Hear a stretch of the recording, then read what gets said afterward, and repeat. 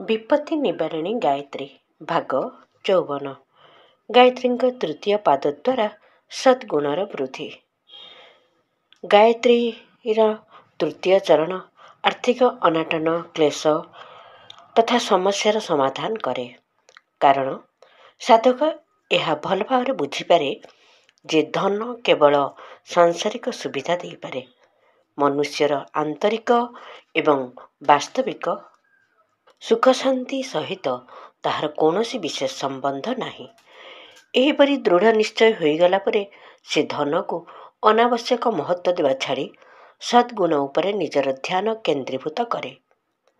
सेतेबेले से दिन राति धन पाई हाय हाय हुए नहीं।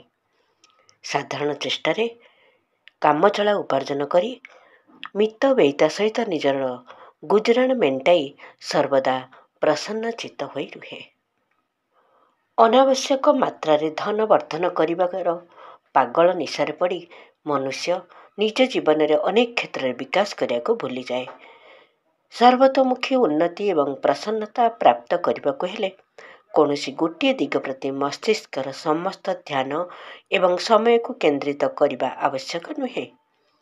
स्वाध्याय, ज्ञान वृद्धि, मनोरंजन, परमार्थ इत्यादि पाई मध्य धन परी इच्छा, बुद्धि, श्रम एवं समय को विनियोग करने उचित।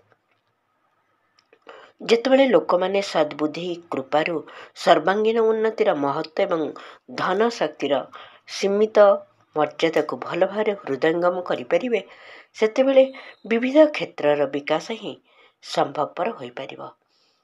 क्रमशः आगामी भागरे आहुरी आगकू विचार क्रांति दूत यूट्यूब ओडिया चैनल को सब्सक्राइब करिया सह परवर्ती वीडियो प्राप्त करिया पई बेल आइकन दबांतु एवं विचार क्रांति दूत ओडिया फेसबुक पेज सह जोड़ी हुंतु। धन्यवाद।